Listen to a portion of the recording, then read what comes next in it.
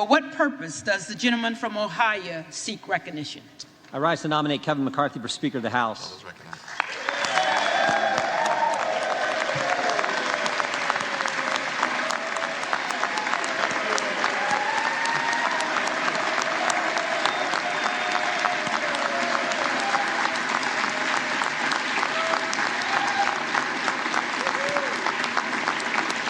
The gentleman is recognized. Thank you, Madam Clerk. I think we have three objectives this Congress, three fundamental things we have to get done in the 118th Congress. First, pass the bills that fix the problems.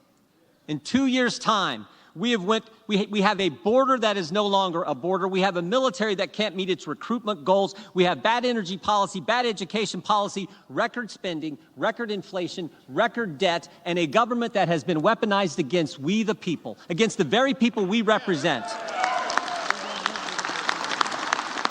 So we need to pass legislation to address all that. And I hope my Democrat colleagues will join me. I really do. But I have my doubts. And if they don't, and if Chuck Schumer says, no, we're not going to take up that legislation that we pass, and if Joe Biden won't sign it, so be it. They'll have to answer to the people in 2024. Second, we can never, ever let a bill like the one that passed 12 days ago, $1.7 trillion spent, we can never, ever let that kind of legislation pass again.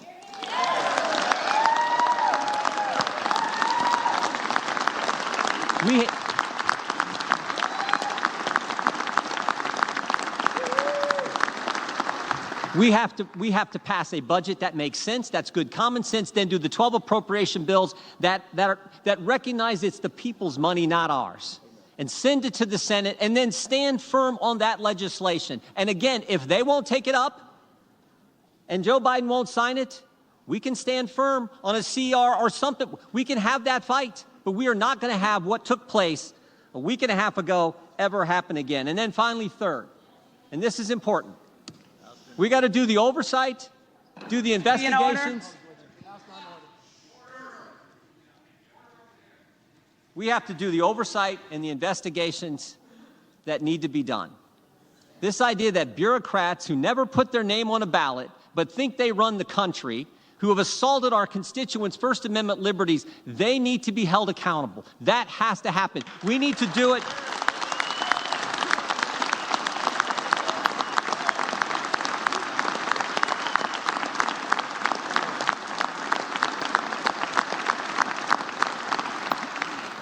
We need to do it in a way that's consistent with the Constitution, but we need to do it vigorously and aggressively. That is part of our duty as members of this body.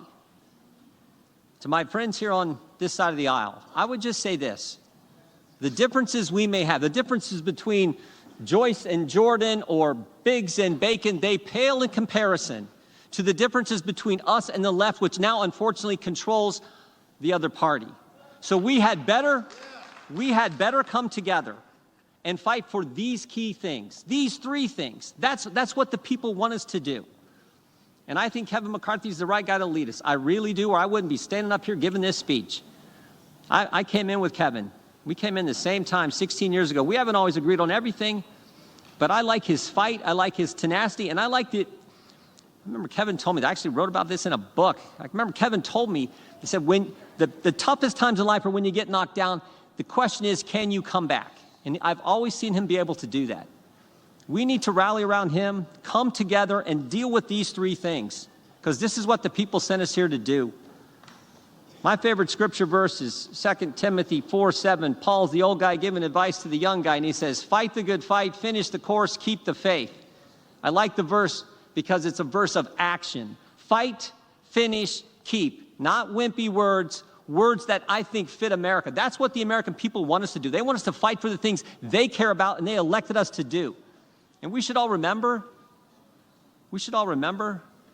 only about 12,000 people have ever had the opportunity to do what we're doing today, sit in this body, serve in this Congress.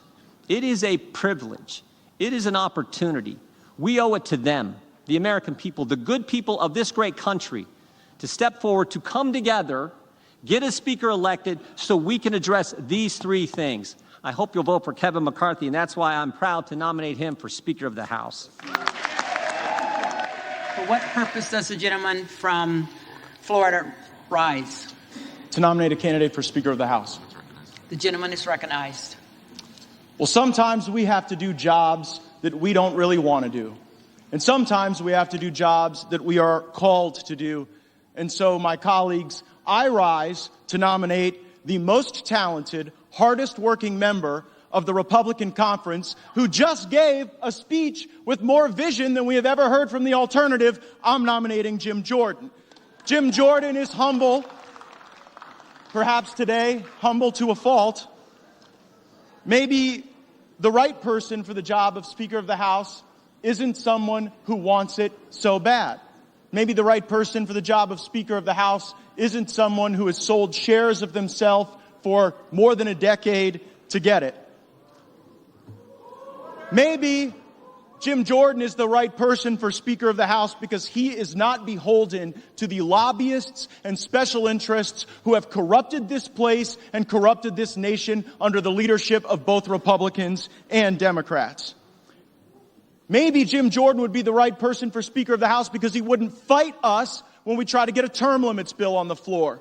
Maybe Jim Jordan would be the right person because he wouldn't fight us when we try to put a balanced budget on the floor and vote for it. And maybe Jim Jordan is the right person because he would endorse the plan that was built by the Texas delegation to finally secure our border.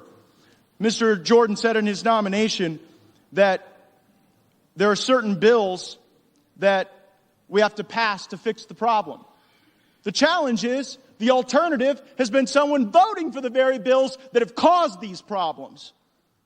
Mr. Jordan says that we cannot accept legislation like the omnibus, and I fully agree. And if Jim Jordan were Speaker of the House, if he were the leader of the Republican team, we wouldn't have that circumstance choking the economy of our country, increasing inflation, and diminishing the prospects of a better life for our fellow Americans. And finally, Mr. Jordan said we must engage in rigorous oversight. Every one of my Republican colleagues knows that the person who can lead that oversight effort, who works on it every day, who has the skill and the talent and the will, is Jim Jordan. I'm nominating him, and I'm voting for him.